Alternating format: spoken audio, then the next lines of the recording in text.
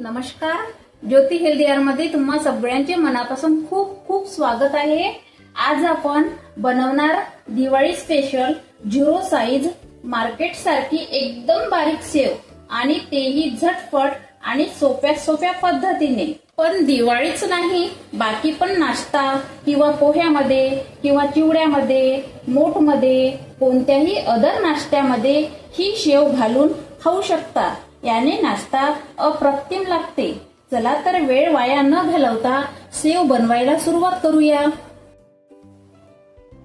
मी येथे 3 वाटी चना डाळीचे बेसन घेतले आहे। वजनाने पाहिले तर 500 ग्रॅम बेसन आहे।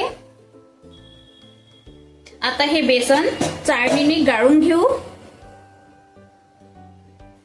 चाळणीने बेसन गाळून घेतले तर शेव आपले एकसारखे पडते। आता बेसन गाळून घेतलेली आहे। आता या बेसनात 1 चम्मच हळद घालूया, 1 चम्मच तेल घालू आणि चवीनुसार मीठ।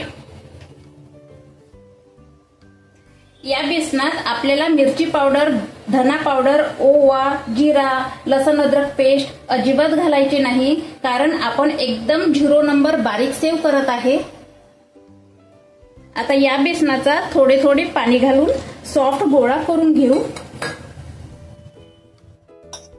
तुम्हाला मी महत्त्वाची टिप्स सांगते, बेसनाचा गोळा एकदम कडक करायचा नाही, कारण शेव साच्यातून पडायला वेळ लागेल आणि साचा फिरवायला जड जाईल। हे बघा, आपला शेवसाठी बेसनाचा गोळा किती सॉफ्ट तयार झालेला आहे। आता या बेसनाच्या गोळ्यावर अर्धा चम्मच तेल घालू आणि 10 मिनिट मुरू देऊ।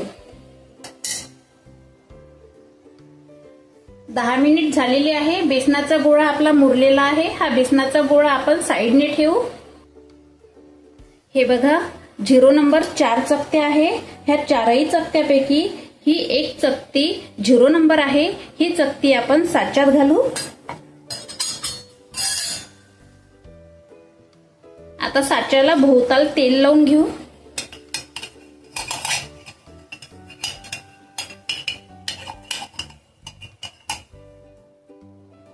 आता साच्यात बेसनाचा असा लांब गोळा करू आणि या साच्यामध्ये घालू आणि साचा आता बंद करून घेऊ।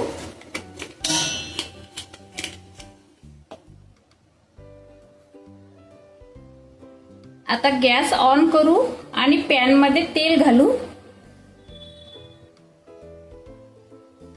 तेल एकदम कडकडीत गरम करायचे नाही। तेल आपले गरम झाले की नाही चेक करून बघू। बेसनाचा छोटासा गोळा घालू। हे बघा, आपले तेल छान गरम झालेले आहे। आपला बेसनाचा गोळा असा वर आलेला आहे। आता तेलामध्ये शेव काढून घेऊ।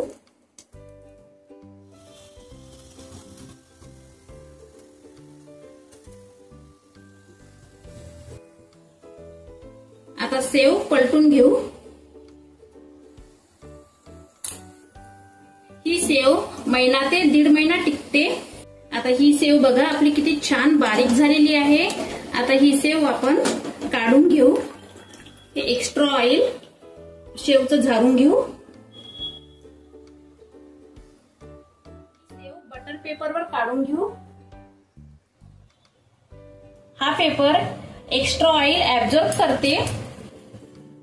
अशीच बाकीची शेव आपण काढून घेऊ।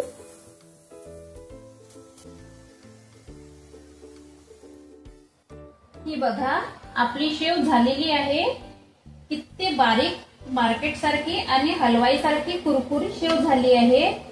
आता समोर दिवाळी आहे, त्यानिमित्त माझ्या व्हिडिओ प्रमाणे अशी शेव करून बघा आणि मला कमेंट्स मध्ये सांगायला विसरू नका।